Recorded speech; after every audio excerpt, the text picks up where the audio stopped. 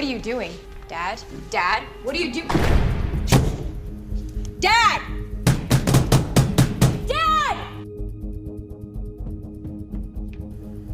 Let me out! Welcome back, neighbors. In this video I will recap the movie called The Girl in the Basement, based on the true events, the horrific story of Sara, a vibrant teen girl who was looking forward to her 18th birthday so she could move away from her controlling father, Don. Her world becomes extremely dark when her father imprisons her in the basement of their home. To know the full story, watch the full video. The movie begins. We see the family eating at a table. The father, named Don, and his wife Irene are raising two daughters, named Amy and Sara. Sara is rebellious and sneaks out to dance at a bonfire with her motorcycle riding boyfriend. His name is Christopher, and he also plays the guitar. He sings there a song and tells her that he loves her. When Sara comes home the next morning, Don is pissed and screams at his daughter. He says, as long as she lives in his house, she will follow his rules. Sara makes plans with her sister, Amy, and her mother to move. On overhears the conversation and goes to the basement, where he reveals the existence of a secret bomb shelter behind a bookshelf.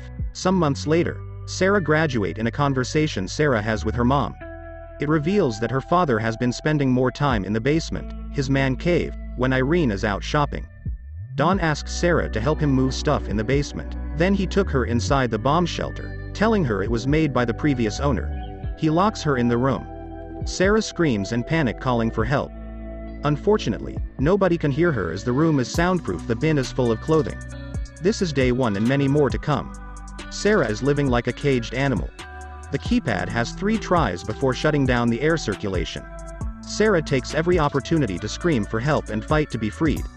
Don tells her that she will learn her privileges and is being punished for her behavior.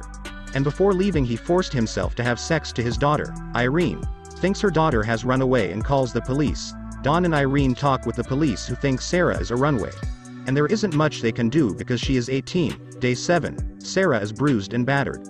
She thinks of Christopher to get herself through the trauma she is experiencing.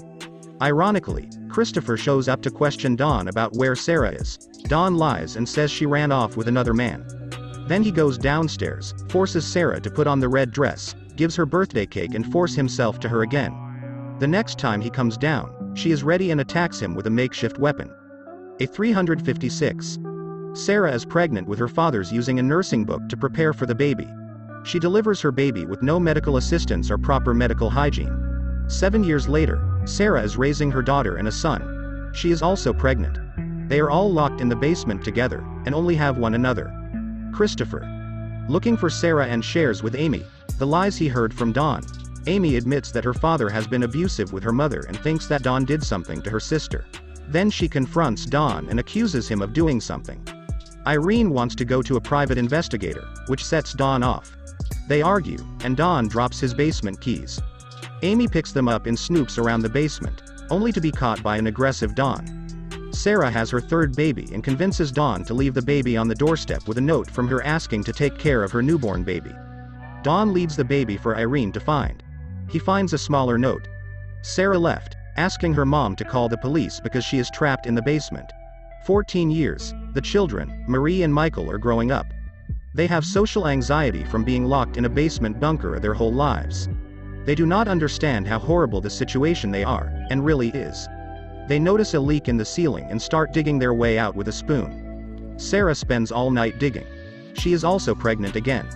The hole leads to the front yard, and she flashes a light, signaling a neighbor for help. When the neighbor goes to the front door and tells Don, he goes downstairs and beats his pregnant daughter, causing her to miscarry, 18 years in captivity.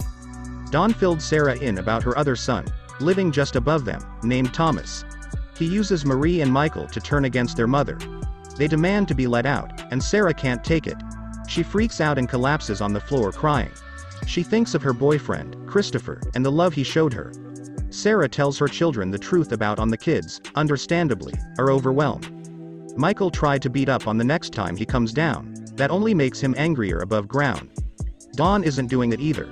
He constantly fights with his wife, is fired from his job, and his house is in foreclosure.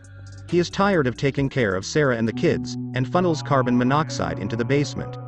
While they sleep, Thomas catches Don in the garage and wonders what his grandfather is doing. Don has a change of heart and doesn't kill them. Worry has breathing problems and has an asthma attack. so bad that she needs medical attention. Sara begs Dawn to take them to the hospital, and she even calls him Dad. He rushes them to the emergency room. Doctors fight to save Marie. Elizabeth Rome plays a concerned doctor and asks about Marie's medical history.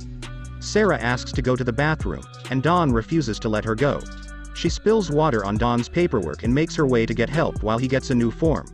Sara tells the doctor everything. Dawn is arrested and put away for life. Irene is horrified to learn the truth about what happened to her daughter at her husband's hand in her own house. The family all move in together. Motorcycle Christopher shows up and takes her out for a picnic. They talk about their teenage plans for the future. And Christopher apologizes for not trying harder to find Sara. Then they go for a ride together. And the movie ends here. Thanks for watching till the end. Adios.